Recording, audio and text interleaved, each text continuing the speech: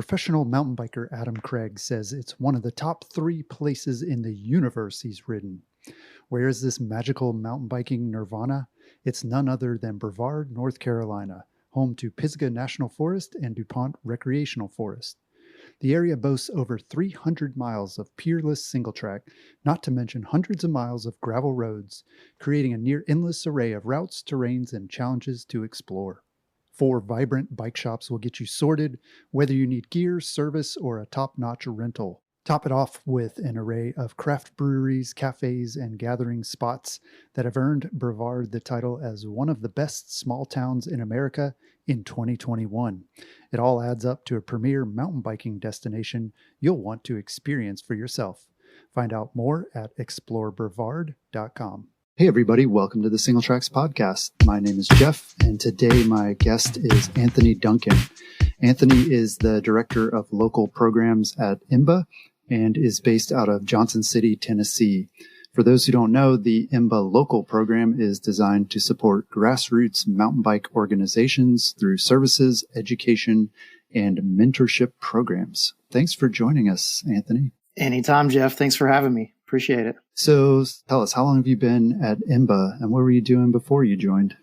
I had to do the math beforehand, but I think I've been at IMBA, since June 2013. So somewhere around 7 or 8 years. Oh, wow. Okay. I started out, with IMBA as a region director. So I covered what was then the Mid-Atlantic region and turned into what we called the Atlantic region. So I covered, 9 states in the Atlantic region. And prior to joining IMBA, I worked for a local marketing and PR agency for roughly 7 years or so, and also was a volunteer, part of the volunteer leadership of my local IMBA Sorba chapter, Sorba Tri-Cities. So had some marketing and PR background, and really got interested in kind of figuring out how that world works and how I apply that to my volunteer work with my local chapter. So those two worlds kind of collided and put me in a good position to do something that I felt was a little bit more meaningful, I guess, in a lot of ways. So, not just volunteering, but also taking what I had learned both in my professional life and in my volunteer life as a leader of an organization, and see if I could somehow spread that knowledge around and help other organizations that may have been in the same position that either my community or my organization was in at the time. So, yeah, interesting. When you were the regional director, were you based in Boulder, or were you living out in the region that you were sort of overseeing? No, I was living in the region. So I lived in Virginia, and quite a bit of travel. I was gone for probably 2.5 weeks each month. Oh, wow. Traveling different places to meet with chapters, meet with land management agencies, help with trail projects.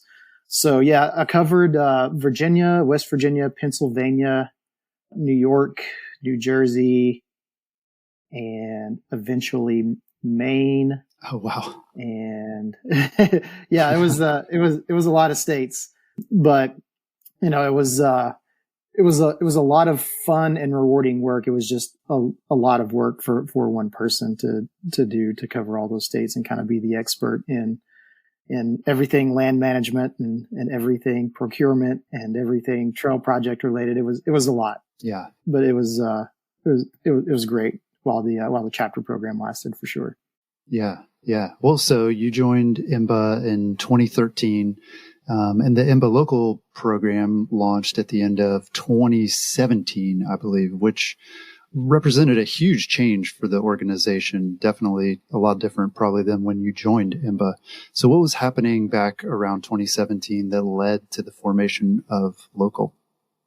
Well, the Local program was really kind of born out of an evolution of what the chapter program actually was. So chapter program was a brilliant concept put together where it really bridged the gap between national advocacy efforts and what was happening at the grassroots level.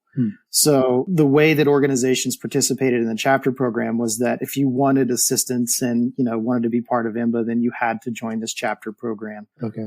And it came at a pretty high cost, and it came at a high cost because the program basically funded the most expensive thing any company or organization can possibly fund, and that's people. So, being part of the chapter program meant that your organization got assistance from a region director, which is, the job that I had previous when I first came to IMBA. And, as brilliant as that program, the idea of that program is and was, the idea that these organizations had to fund all of these bodies, we really found out that model was sort of unsustainable. So we had, at one point we had, I think 9 region directors, maybe a little bit more around the country. And if we would have had 29 region directors, it still wouldn't have been enough people to be out there in the community to really do the work that needed to be done. Yeah. And so the program never actually really evolved into anything else. And it just kind of stayed as the chapter program as it was for around 10 years. And so in 2016, 2017, we realized that, it just, from a revenue and budgeting standpoint, it just wasn't, it wasn't a sustainable program to keep as is. But we couldn't just completely abandon the idea that, we wanted to provide grassroots support for all these organizations around the country. So we really started to rethink, what does that support look like? How can we make it so that it's more sustainable, so that it's not so reliant upon IMBA and what we do, but really figure out a way that, the way you make something sustainable is that you have folks take ownership of some things. So really thinking about how we can, instead of providing a person that would do work for organizations and for a region, how do we do some of the work that they can't do, but give them the resources and tools they need to make the work that they can do easy and scalable? So, we've got to figure out a way that we can help just the startup organizations all the way up to the organizations who, manage 6-figure budgets each year and have paid staff. Right. So, it was a really easy concept when we had a big expensive program that paid for a lot of people to be on the ground. But what does that look like when we don't have people on the ground to actually, do some of that work? So we connected with a lot of chapters to kind of help us build what the local program ultimately ended up being in its initial year. We threw some ideas out there. We had a lot of open house meetings for organizations to give us feedback. So as we built it and we worked through it, we said, hey, does this work? Is this something that sounds reasonable? And, ultimately we ended up with the IMBA Local program.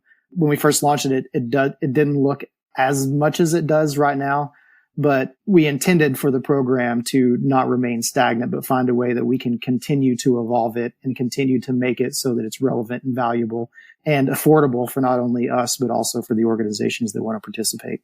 Yeah.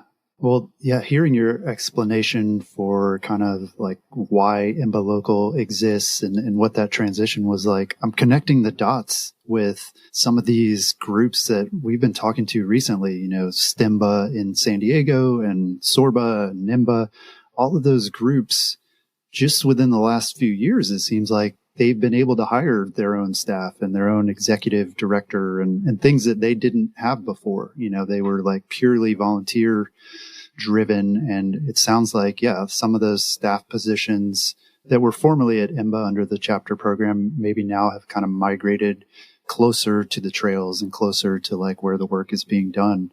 And so, it makes a lot of sense now that we see kind of the fruits of that. If in some way we can help organizations get to that point, then that's just amazing. And, we want to continue to make organizations as capable and as fluent in advocacy and as effective as groups like, San Diego or BMA or, any of those groups that have paid staff and do a lot of really good work and have these large budgets. Right. Yeah. Well, let's talk a little bit about what IMBA Local offers in terms of support. So from what I understand, there are 2 service options, basically. There's chapter services and affiliate services. So let's start with the basic one, affiliate services. What does that include? Yeah, so both services, so everything that's included in the chapter services option or everything that's in the affiliate services option is also included in chapter services. So the chapter services just add a few things, but we kind of break it down into 3 categories: administrative support, advocacy support, and educational support. And so with the affiliate services, the administrative support that we provide, everything that would make their lives easier, right? Okay. And so we partnered with SimpleTix to provide event management software. So organizations that are part of the program, both chapter and affiliate, they have an account with SimpleTix that they can access, and they have discounts. They make it cheaper for our organizations to host and, require payment and registration for events. And it's cheaper than some of the other competitors out there. So we worked out a deal with SimpleTix for that. We work with the Nicholas Hill Group to provide a few insurance discounts and insurance assistance for organizations that are looking for general liability insurance. So those are the two administrative support options for affiliates. Every organization that's part of the program, regardless of their level, gets access to IMBA co-branding, so they can use our logo on anything that they need. They also have access to our Trails Count grant program, which provides trail counters in partnership with EcoCounter to help communities assess the success and maybe trail usage of trails and mountain bikers.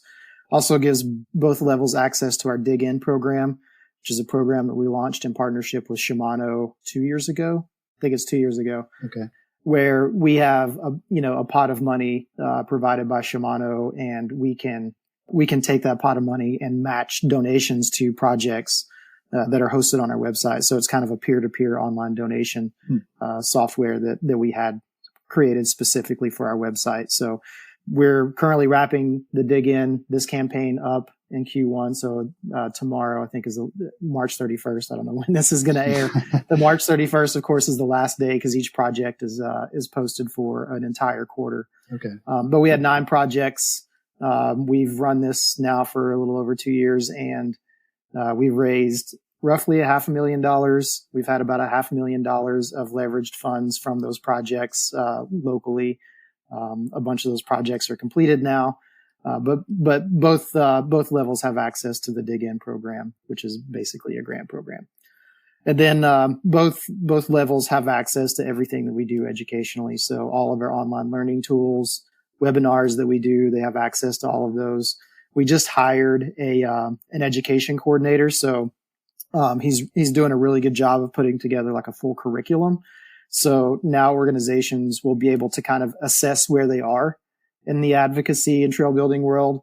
And then from there, be able to get some online learning tools that will help them advance to the next thing that they need to know. So, so both of the levels have access to that. Okay. So the chapter services, a couple of additions to the chapter services are really focused on the administrative support. So we do membership acquisition and retention for chapter level organizations. So we have an entire database and membership platform that chapters can basically have folks join their organization. And we're in the process of completely overhauling that. So members can join more than one organization. It also comes with some additional reporting tools for organizations that are using the software. We partnered with Golden Volunteer to provide volunteer management software. So that software comes with a mobile app that has geo-fencing capabilities and automatic check-in and check-out and all kinds of really cool features. But yeah, that's a really powerful piece of a really powerful tool that we launched early in 2017. And organizations that are part of the chapter option can utilize our 501c3 general filing. So if they don't want to go through their own process of becoming a 501c3, then they can fall under our umbrella. It saves them a filing each year, and saves them, especially startup organizations, it saves them some time and money and resources. Yeah. And then organizations that do have paid staff, we have a full HR department within IMBA, and they can utilize our HR department for anything that they need HR wise. So if they're going to hire staff and they don't want to necessarily deal with payroll services, we have in-house folks that can deal with that, and we can help organizations either get started with hiring staff or continue to keep them within our payroll system. Okay. But yeah, and organizations that are hiring staff, we if they want to run some interview questions by us or maybe some candidates by us, we're always available to help them out with the process from beginning to end. Yeah.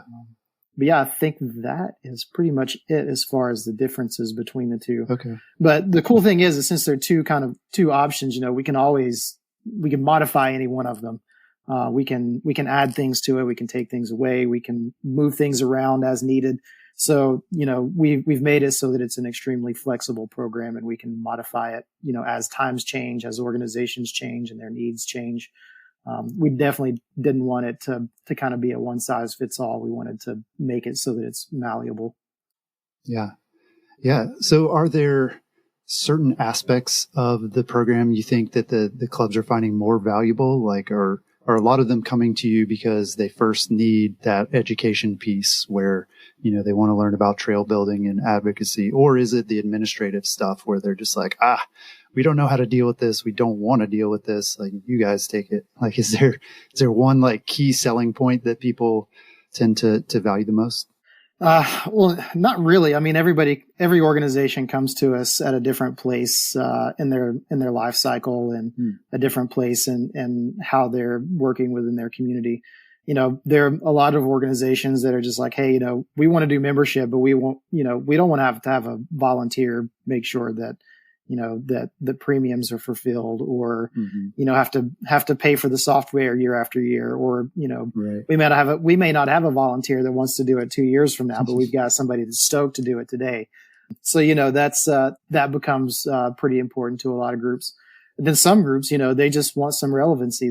They say, hey, if we had the IMBA name stamped on what we were doing, then, our municipality or our county would take us a bit more seriously. And if they're going to stamp our name on anything that they do, we want to provide them with as much guidance and assistance as possible so that, if they are meeting with county officials, state officials, or whoever, that we can help guide them in their strategies and help them, accomplish whatever it is that they need to do. Yeah. But then some groups, they just want to have a way to support IMBA and what it is that we do. So, the affiliate option is a great option for that. Groups that just really like what we do, and they've traditionally been what we used to call, what did we call it? I think they were club memberships where clubs could, join at whatever the rate was and say, hey, we're an IMBA club. But we kind of rolled that into the affiliate option because we figure if you're gonna give us money, we should give you some resources in return for that. Right. So you may like the things that we do and want to support us, but in return, we definitely want to make sure that we're supporting them as well. So what organizations find valuable is it runs the gamut. The Dig In program and the Trails Count program have been huge for IMBA Local. So just those two programs alone have provided a lot of support and have generated a lot of interest in the program just because they're both really easy ways. The barrier of entry at that point is fairly low but the returns are, are exponential compared to what the investment is into it a lot of times. Yeah. So, just continuing to add value and continuing to make things that organizations find useful, it could be any number of things that we offer. Yeah. You mentioned advocacy, education, and resources and things. How much of what IMBA provides through the local program is just that, is information and sort of how-tos versus actual like assistance in advocating at the local level? Well, what we've found over the years is a lot of the assistance we provide, it can be the same assistance a lot of times. So we may have one organization contact us and say, hey, we need help with this one thing. And then a year later, there's another group that comes and says, hey, we need help with this one thing. And we're like, oh, well, we did something like that, similar like that a couple of years ago.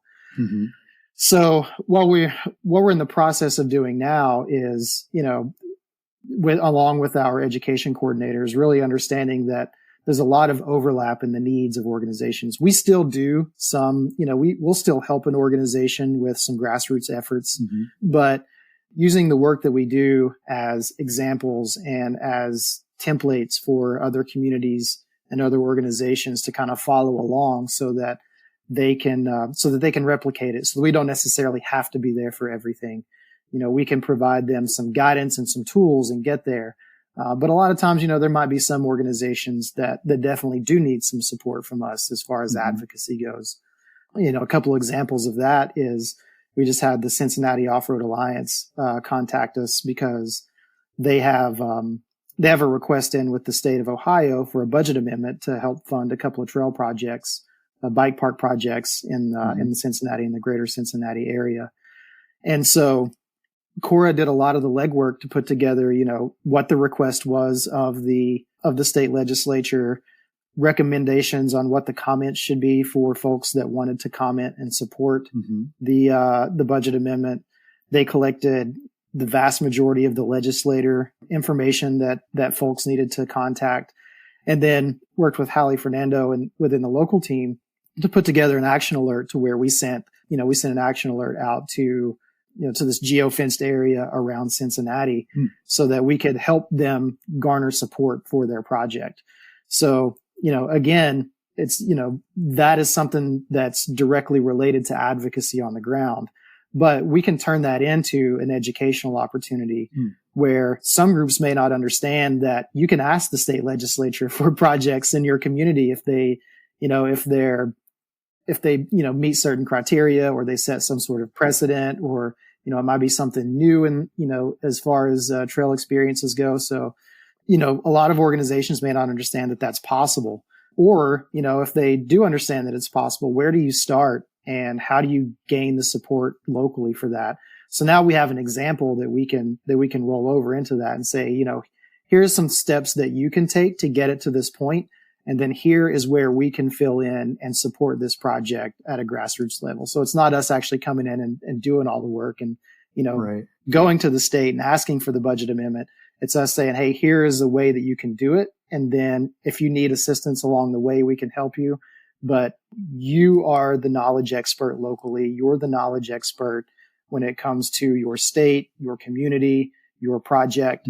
So having it come from them, it has a lot more weight to it, but we can definitely help them along the way. So, we're always looking for those educational opportunities and those opportunities and ways that, in a way that's beneficial for everybody, that doesn't, they're not taking up a bunch of time, trying to figure out, well, who are all the contacts in the area? We've got a bunch of contacts that they don't have. And so they can lean on us for that support. Right. I mean, it sounds like that model is much more scalable, like you're saying, where it would take a ton of people and a lot of time to go and assist in all of these situations. But if you can kind of provide the guidance and the case studies for others to use, they're able to do that. And also, like you said, there's legitimacy in them being local folks advocating for a local issue. I think a lot of times as mountain bikers, we tend to think like big, where, oh, there's this bill before Congress and like this is going to affect mountain bikers all over the country. But like even state level stuff is probably not as common as just your county is thinking about whether there should be trails in a park, or your city, or, I mean, even the Forest Service, my understanding is a lot of those are regional. And so it's not like, you need some national group going to these organizations. It's going to come from the grassroots level. And so, yeah, it sounds like that's really effective. Yeah. So much happens at the state level that has so much influence on what happens locally in your community. We just did the RGA team, I think it was last year, had a webinar on federal funding. So, what federal funding is available and how do you access it and all that. And, one of the key components to that is your state's comprehensive outdoor recreation plan. There are a lot of groups that have no idea that their state has an outdoor recreation plan. And in order in order for their state to participate in the recreational trails program, they have to have an outdoor recreation plan. And that plan in most states is put together by some sort of state trails advisory council or recreation advisory committee, something along those lines. And they're required to meet, periodically. And that's where they determine what the priorities are for outdoor recreation in their state. So if mountain bikers aren't at the table for any of those discussions, then a lot of times those mountain biking projects don't make it into those reports. Yeah. And so the more boxes you can check for your project when it comes to state funding or federal funding, the more boxes you can check that relate to that outdoor recreation plan, then the higher chance of your project getting funded by either the state or some other, federal program that distributes dollars to the state. So that has an effect on your municipal trail projects. That has an effect on your county trail projects. And so, having some focus and some understanding on what higher level advocacy means locally. It's not always Forest Service, us doing work with the Forest Service, although that does provide some opportunities to set some precedent when it comes to forest management planning or bills or anything like that. But there's so much that mountain bikers can do at the state level that would have a huge impact on what happens locally. Yeah. Interesting. Yeah. And you bring up a good point too about how it is so complicated, and there are a lot of things that you need to know as an advocate. And, a lot of these groups, they are volunteer led, and there's turnover, and there's, every couple of years you get somebody new in there, and having IMBA Local as that resource that's like has that continuity and says, look, we have all the information you need here. Like, let's get going with it. So have you seen an uptick in new local groups forming since the pandemic began? I don't think we've seen an uptick in new groups forming. There are always new groups forming, and we get requests all the time for groups that are just starting up. And it's like, hey, where do we start? Or, we're a social group and we need to be a little bit more advocacy focused. Yeah. I get those emails myself too. People email me and they're like, hey, you run single tracks. We got some guys and we want to build some trails. Like, what do we do? Yeah. Send them my way. We'll help them out. Right. But I will say that one of the trends that I've noticed in the past couple of years is, especially since the pandemic, is that groups are they're having challenges keeping up with the demand for trails and everything that comes along with demand for trails. They need to increase not only the number of trails that they have, but the pace of the trail building. They need more access to land so that they can build more trails. And so we're seeing requests from groups who haven't necessarily been directly part of the IMBA family that are coming to us that want us to, help them navigate something so that they can capitalize on some opportunity that they have. Or, they may just want to up their game to play a bigger role in trails in their community. We've had social groups that, they just existed as groups that get together and ride and may sit around and have some beers occasionally. And it's just a social group. But now they see the need to be more directly involved with their community and the trails planning and the trail development process, especially since more and more users are now out on the trails, not just mountain bikers. So they're wondering how they navigate the process of shared use trails and shared use systems so that, as usership increases, that it doesn't cause any social issues or any, potential environmental issues. And so it could be that, or it could be a group that is well established, but they have this bike park project that fell in their lap and, they're looking for planning funding. And, we've got a program, our Trail Accelerator grant program helps with planning for trail projects. So, they're reaching out to us for a number of things, but we have seen an increase in organizations that contact us mainly because the demand is so high and they're treading water to try to keep up with it a lot of times, which is a good problem to have. They want to manage growth just like we do, and it can be challenging sometimes. Yeah, definitely.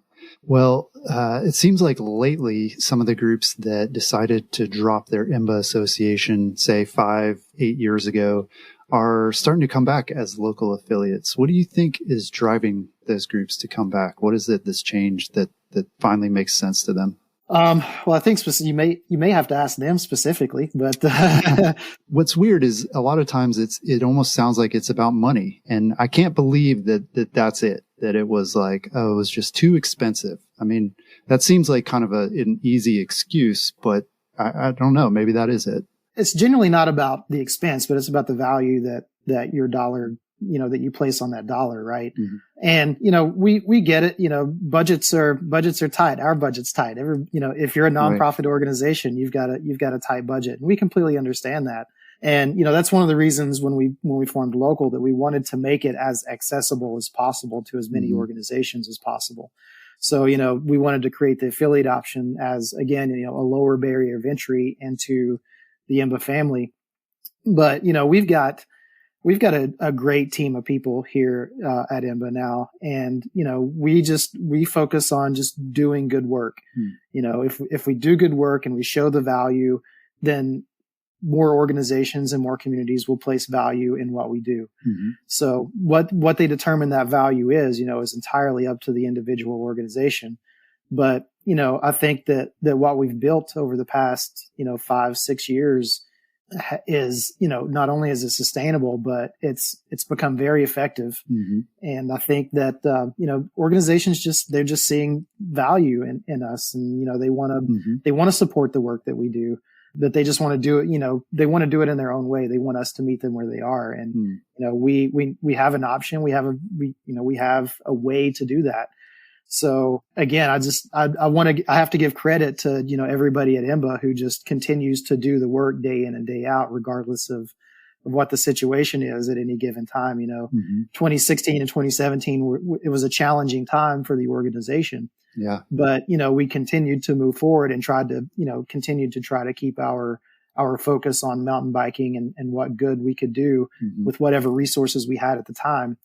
And so, we've come out of that in a way that I think those of us who are optimistic, saw it in some way, but having the leadership that we have, having the team that we've got in place, it's just, I think that, we've only scratched the surface in the value that we can offer to communities and mountain bike advocates. Yeah. Yeah. Seeing those groups coming back and hearing, specifically from these leaders that it is working for them. Yeah. I think that's huge and says a whole lot about, the effectiveness of the program and the way that it's set up now. Yeah, exactly. So what are some examples of IMBA Local groups who have found recent success, and how do you define success? I mean, I guess that's the first question is like, what does it look like to have a successful mountain bike group? Every organization has their own vision for what they expect their community be and to be, and what they want to get out of trails for their community. But we try to highlight as many projects as possible. Success is, making trails better in your community. Mm-hmm. And so there are I think we have around 220 organizations now that are part of the program. And I think they all have their successes in some way. Mm-hmm. But, a couple of them that we can probably highlight is, there was a project in Aledo, Texas with the Weatherford Mountain Bike Association called The Pit. Yeah. I don't know if you've seen us post about that, but there's a video coming out that the Weatherford chapter made, and it's a beautiful project. They took this completely abandoned and forgotten basketball court that was adjacent to a trail system, and they've made this beautiful, beginner skills building bicycle playground out of it. Yeah. And just the story behind how they've engaged the community and not only helping support it monetarily, but also, they used a local artist for the signage. So all the signage is kind of comic book based, and, it's really easy to understand. It's fun to read. It's fun to see. That's probably one of my favorite projects as far as a bike playground goes, just because, that was a full grassroots effort. They utilized the Dig In program to help fund part of it. And, the leadership there, Larry Colvin, we call him LC. He's a fantastic guy and just does so much for that community. So they call it The Pit. We've got some information that a video that's coming out about it, but I think we did a post about it on social media a week or so ago. Yeah. Yeah. That's one we're featuring, tomorrow. Well, it'll be after this podcast is out, but yeah, we've got it in our monthly trail roundup. Looks really awesome. It's such a great project. But another project that's really kicking off is the Walden Ridge project in Chattanooga, Tennessee. Sorba Chattanooga, Les Warnock and the folks out there, they've done so much work to get that trail project to where it is. And, as far as groups that have used IMBA and all of our resources, they have definitely, come full circle in everything that we've been able to do for that project. They applied for a Trail Accelerator grant, got it. So that's what helped fund the plan for the trails. Cool. Trail Solutions did some building out there. They submitted a Dig In grant for it, and I think they raised like $12,000 through Dig In for the project. We did our IMBA company retreat in Chattanooga to check out the trail project. Oh, cool. And they're working, I believe, with the land trust on developing the trails. And then, the land trust will eventually, the ownership will change to, I think, the city of Chattanooga. I could be wrong about that, but I mean, that trail project, it's really unique in that they had to, there's some really cool bouldering areas. So they had to figure out, how do folks who want to boulder get to that area? How do folks who just want to ride cross country trails get from top to bottom and around the trail system? Where can we put gravity trails, and how do they interact with the rest of the trail system? And if people want to shuttle the trail system, they just want to, shuttle to the top of the trails and ride down. How does that work? So, that project has become this kind of model for how do you incorporate a lot of different uses into a small area, but make it so that each user that shows up there and uses those trails has an experience that's unique to them, and they have opportunities to where it's just them experiencing the trails as a hiker wants to experience the trails, or as a boulderer wants to experience the trails, or how a mountain biker wants to experience the trails. So, we was part of a trail project several years ago locally, and Paul Stahlschmidt with the Northwest North Carolina chapter uses the terms concurrent use and adjacent use. So I've been using those ever since. So kudos to Paul for advancing my vocabulary in the world of trails. But they've done a really good job in Chattanooga of understanding where the concurrent use can happen and where the adjacent use happens, and keeping everybody happy and keeping everybody, within an experience that they expect. Right. Yeah. The boulderers don't want to, take 500 switchbacks to get to their boulder, but the mountain bikers do want all those switchbacks. We want to stretch out our trails and stuff. So yeah, that's another one of those things that local groups, if it's your first time building a trail or laying out a trail, you don't think about that stuff. So yeah, that's awesome. Yeah. Provide that resource. So we kind of touched on this earlier, but local trail advocacy groups in places like Vermont and California are starting to band together to work on state level mountain bike advocacy. Do you think this is sort of a natural evolution in mountain bike advocacy? Is this the way we've always been doing it, or is this kind of pushing the advocacy to a more local level, or a level where it just makes more sense? It is an evolution, and I think it's a much needed evolution. I've got a story about an experience I had in Pennsylvania when I was a region director. Some of the folks listening to the podcast may have heard it already, but they're going to listen to it again. But I covered 9 states when I was a region director, and so I was involved in a lot of those state trails advisory councils that helped develop SCORPs. And in particular, I was helping with an effort in Pennsylvania. So Pennsylvania has the Pennsylvania Game Commission, and they're one of the, if not probably the largest landowner in the state of Pennsylvania. But they're also the only private wildlife management organization in the country. So they're privately run. So if you ask trail users, they might say they're pseudo privately run just because they get discount.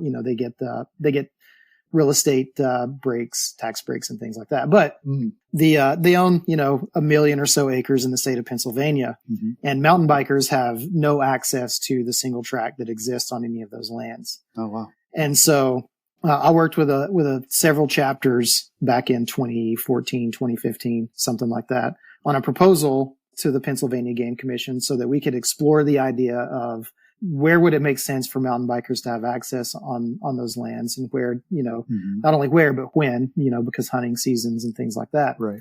So I went before the Game Commission with this proposal, and, I went through the whole spiel, and I think it may have been the executive director of the Game Commission, after I finished my, I don't know, 5-10 minute presentation, looks up, it's kind of silence for a couple of minutes or a couple of seconds. And he says, so what part of Pennsylvania are you from?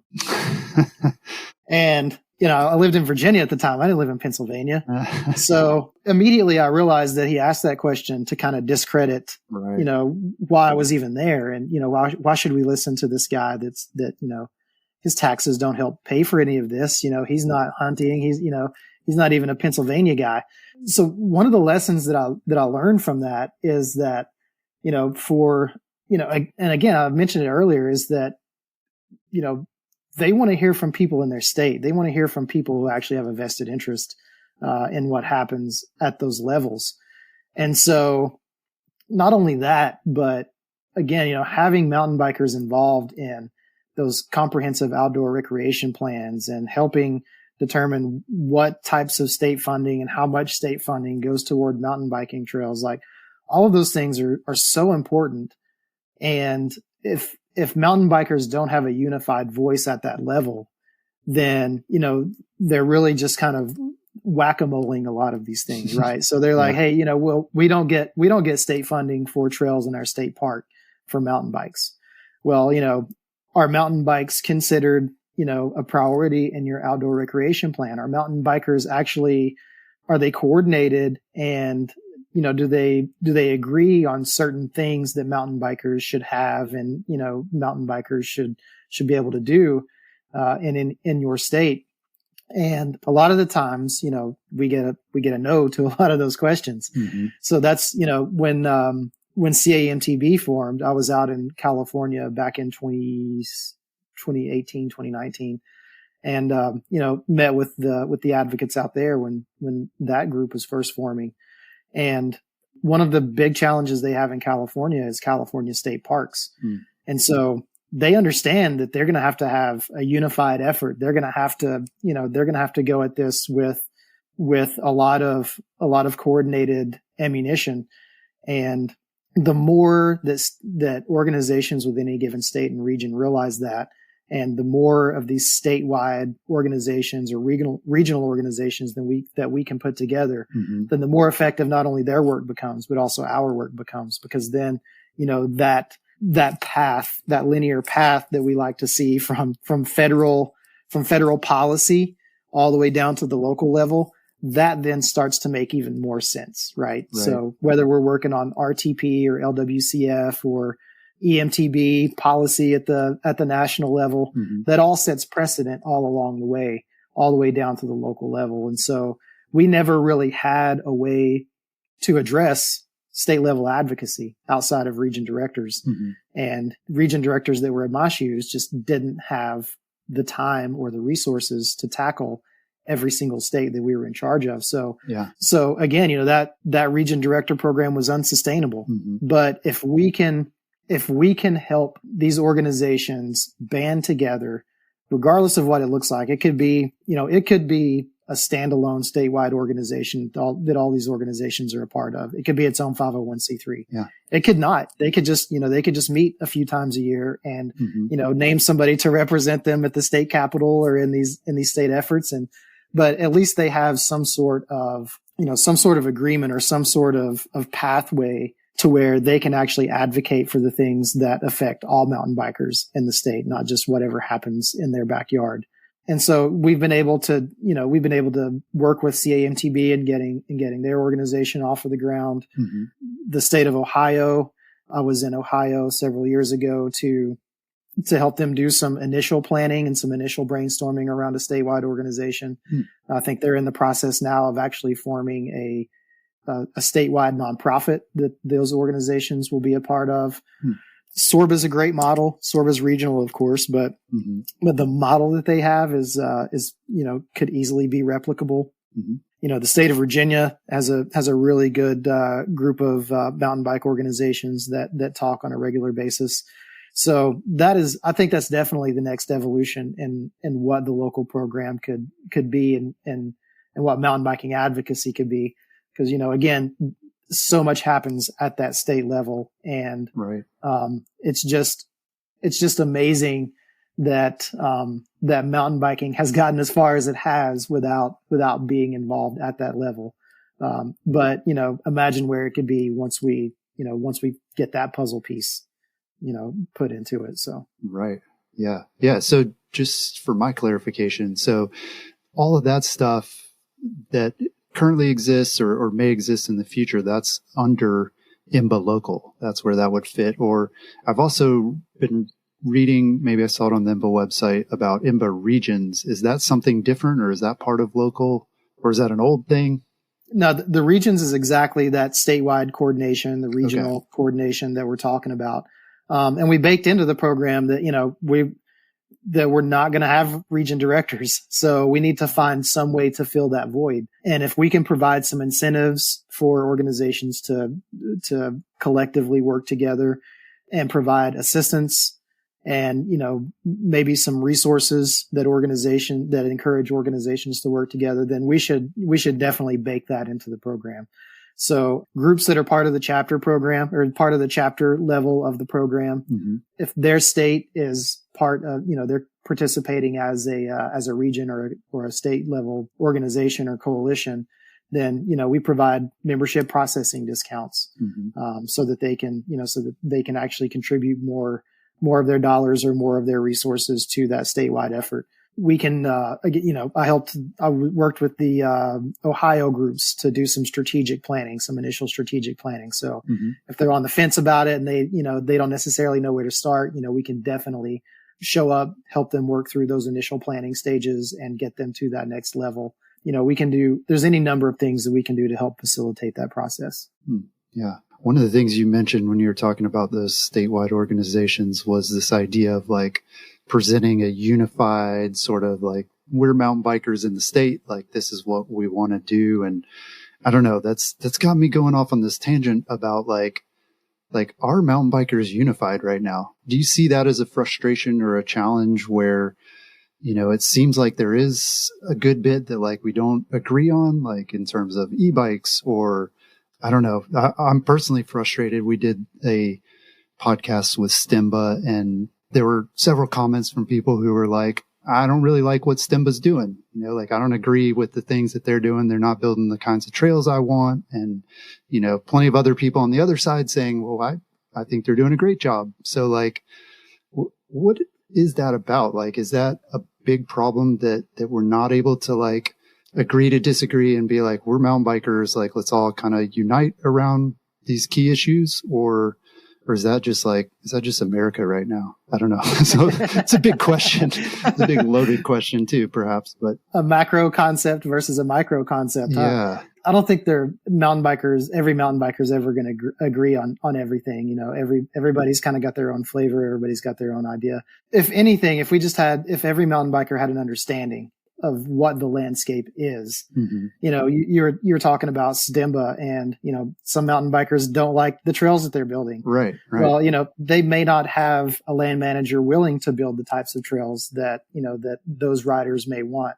Or it just may be that, the opportunity to build something else was there, or, so it's, and a lot of times, advocacy, everybody likes to see the trails, seeing the trail built, being on the trail. That's a physical thing that you can see.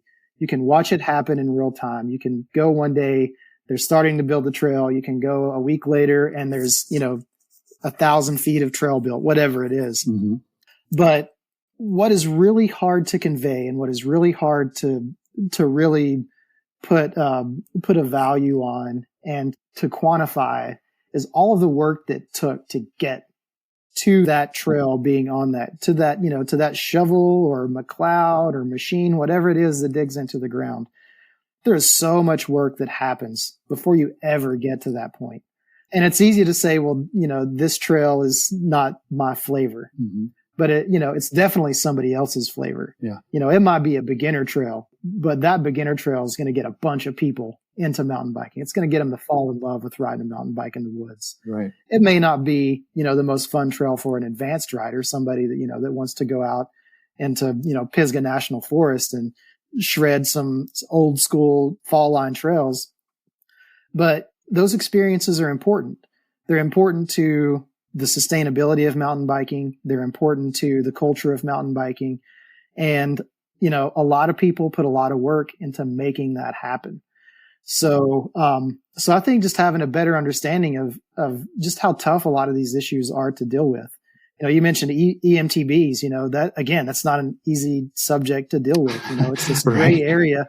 It's this gray area that, people really want to be black and white a lot of times. And it's not, it could be e-bikes. It could be one wheels. It could be RC cars. It could be, all kinds of things that you can use on a trail. Right. But, any land manager is going to have to find a way how do you manage those? And until you figure out how you can manage those and what the impacts are, who knows what could be done on a trail or what types of folks could have access to a trail. So it's a lot of work goes into it. And I've got a lot of respect for any organization that does that kind of work.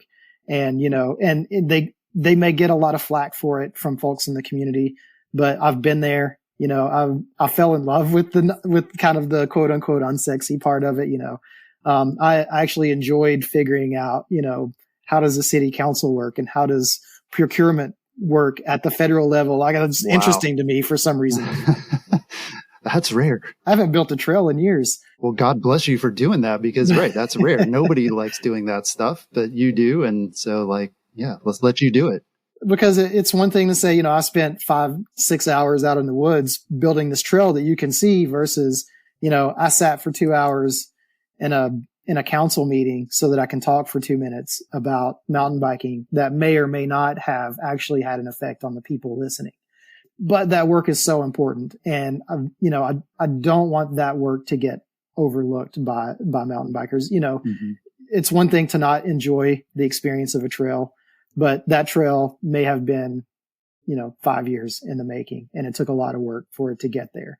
Yeah. And, if the demand for, super big, 20-foot gap rock garden type gravity trails is there, and there's a land manager willing to make it happen, then still patience is going to have to be a thing that we have to deal with, right? It's so, those opportunities come, but there's a lot of work that goes into it. Ask the guys in Chattanooga, they're building Walden Ridge and it's a lot of gravity trail riding there, but how long has some of their other trails existed before that one ever was able to come online? Right. So it's, demystifying mountain biking to the folks who make decisions and, just being capable people that understand not only what the constraints of the land is, but what the constraints of the agencies and folks who actually make those decisions. How can we be a resource to actually make these things happen? And, the more collateral and clout that we build with the people who make decisions, then the more willing they are to let you come up with those ideas that may push the envelope of what mountain biking can be. Yeah. Yeah. So much of that, like you say, it's about that long game. And even just building a trail is a long time. And then, like you're saying, a lot of it is even just a stepping stone. It's like, okay, we built this beginner trail and now we're able to demonstrate that we know what we're doing and the community appreciates this stuff. And, oh, by the way, these kids now are older and they need more difficult trails. And so, yeah, a lot of it is strategic. And I don't know. I personally, I get frustrated, when I hear criticism of what advocates are doing.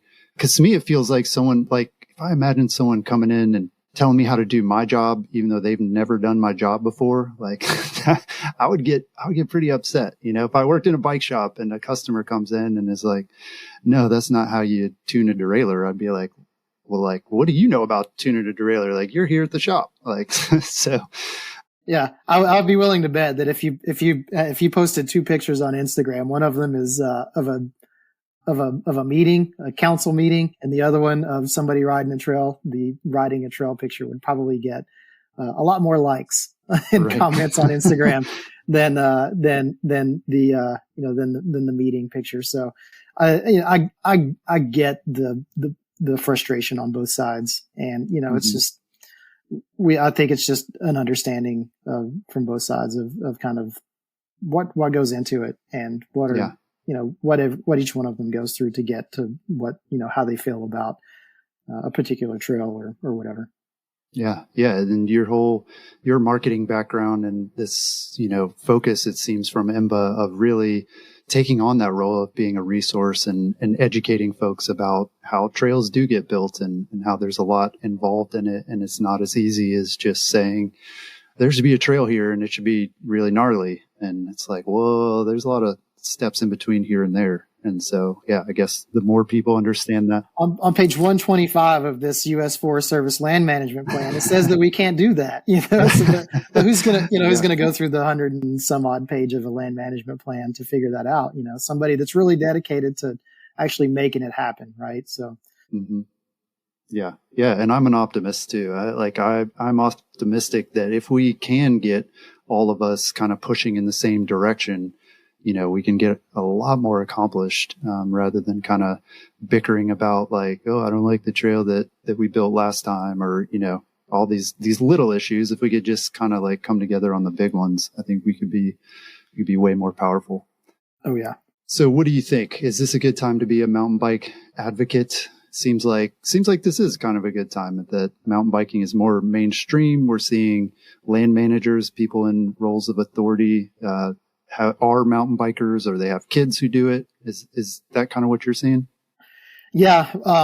So one of the shifts that we've seen is, it's not always mountain bikers and mountain biking organizations that come to us asking about, trail development. We just hired a community engagement coordinator who is really the point person for, parks and rec departments or tourism departments or, whoever that contacts us and says, hey, we've got a piece of property that we want to build some trails on. How do we make that happen? And, what's the process and what support can you all provide? So we do see a lot more of that where the folks who are making the decisions are the ones who are initially reaching out, and asking about, what it takes to get a trail developed. So that's a big shift. And that's why that's a new position. I mean, it used to be the other way around where you were begging the land manager, can we please? They're like, nah, I don't know. Yeah. Well, a lot of times that comes with educating the land manager on what they're getting into, right? Mm-hmm. It's one thing to say, hey, we want some trails, but how are all the users using that trail system? And, what type of land is it? What are the constraints? So we really want to walk them through that process so that, so that we can kind of manage what their expectations are. They may say, well, we want a bunch of shared use trails. Well, if you're going to have 100,000 people on that trail system every year, then maybe all of them being shared use isn't the best option. Maybe you need to, right. So we really walk them through the process of, proper planning, proper, design, proper construction, where professionals fit in, where volunteers fit in, and really kind of how you can make it, make it really about what the community needs and make it a community asset. But yeah, just the fact that, trail use is up everywhere mm-hmm. and mountain biking is definitely becoming more popular. It is fairly nice time to be a mountain bike, not only a mountain biking advocate, but a mountain biker in general. Trails right. are opening up everywhere. And, we've, I think last year we planned, I just looked at this. I think we planned like almost 300 miles of trail. Whoa. Around the country. So it was, there's a lot of support for mountain biking right now. Mm-hmm. And it's since there is support and interest in those folks to make those decisions, it's really up to mountain bikers and these advocacy organizations to really be knowledgeable and help guide these agencies and folks who are interested in, what are the trends in mountain biking, what exists in the community now, and, what's needed, what are the gaps. So we're always available to help out with those conversations and be part of those conversations to kind of help make sure that if you've got 200 miles of intermediate cross country trails in your greater community, we don't want another 10 miles of intermediate cross country trails, coming in. Right. So, we want to help make sure that not only do those experiences exist, but they exist in a variety of ways to really serve as many people in the community as possible. Yeah. It's really strategic. And in addition to sort of, the mainstreaming of mountain biking, I guess, for lack of a better term, are you seeing that like economic arguments are becoming more accepted? It seems like, 10 years ago, the argument that like, oh, if you have trails, that's going to bring tourism, wasn't generally accepted. People were kind of skeptical of that. Has that changed at all in terms of the data that's out there now to support that? Well, I think economics, they're always going to certainly play a role in the bottom line of a community and what trails get developed and how quickly they get developed. But, effective advocacy for those trails depends on the audience that you're talking to. Trails are good for everybody, and you can meet anybody where they are when it comes to what their stance is on those trails. Mm-hmm. But, they may be looking at trails as, a quality of life component to their community. So create a great place to live and make a good biking community.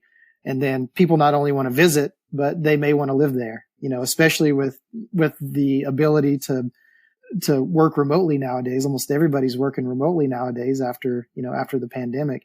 And so if you can live anywhere, why not live somewhere that's fun and that you can ride right out your door? Again, that has an economic bottom line to it. You're increasing your tax base, for your community. Some places just want to, they just want tourism. It could be, a place that's generally known for tourism, Snowshoe, West Virginia, for example, generally known for tourism because of the resort there. And so how do you get people to come there in the summertime when it's not ski season or, snowboard season? And not only how do you get them to come there, how do you get them to continue to come back? How do you get them to stay for multiple days? So it's a very tourism based economy. But, trails are good for helping protect undeveloped lands. They're great for a whole host of things. Yeah. But I think ultimately, economics is a bottom line, not only what type of income and revenue can trails generate, but what is the initial investment? What's the long-term investment in those trails? Mm-hmm. So not only do you have to figure out what they're going to cost or, what types of revenue can they generate, but, what's it going to cost to maintain a jump trail over the course of 10 years? Right. And do you have the knowledge base in your community to maintain those on a volunteer basis? Or do you need a budget from an annual budget so that you can hire a contractor to come in and kind of help with maintenance on, some of the more advanced trails that you have. So yeah, I think, money and economics is always going to be at the bottom line of it. It just depends on the audience and, right. I think there's an argument for every level of economics, for mountain biking. Yeah. You sound like a well-prepared high school debate team captain where you're like, I've got my index cards, like, got to think about who I'm talking to and what they're, what's going to get them. Or maybe that's a salesman, right. It is about like, what is it that this community values? And, trails are going to be able to address that in a number of ways. So that's great. So finally, I want to ask you, what's next for IMBA Local? What are you focusing on this year and in the future? Well, we're always working on ways to evolve the program, come up with new resources, new benefits, new tools. But immediately coming up, we've got, we do a membership drive twice a year. So we do one in the spring and one in the fall. We have a membership drive coming up in May. It's going to run from, May 1 to May 31st. So, I encourage everyone to join their local organization. They'll be entered to win a bunch of prizes that we've got, throughout the month. And you can find out who your local group is if you don't know on the IMBA website, right? Yep. You can, there's a link in the menu that says find my local group. You can choose your state and find the group near you. So there's the membership drive in May. Again, we'll dig in. We're wrapping up, the quarter one campaign, at the end of March. We have the application period for the next Dig In campaign that runs Q3 this year. So it'll be from Q3, that's July 1 to September 30th. Mm-hmm. So the application period for that opens up in May.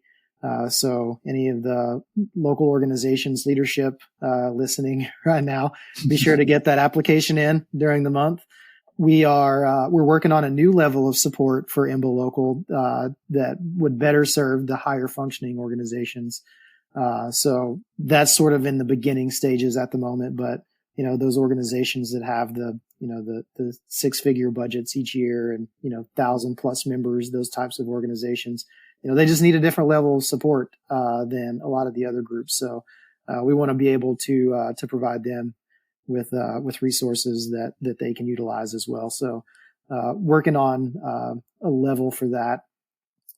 And also one of the big things that we just worked back up is the working with SORBA and the Uniform Law Commission on recreational use statutes. So anybody that's leading an organization and has to pay for general liability insurance sees those costs continue to go up. So we're hopefully going to be able to put together some legislative options for recreational use statutes that might alleviate the pain at the pump for general liability insurance. So we had a number of organizations that signed on to a support letter about a year and a half ago in support of the Uniform Law Commission kind of taking this on.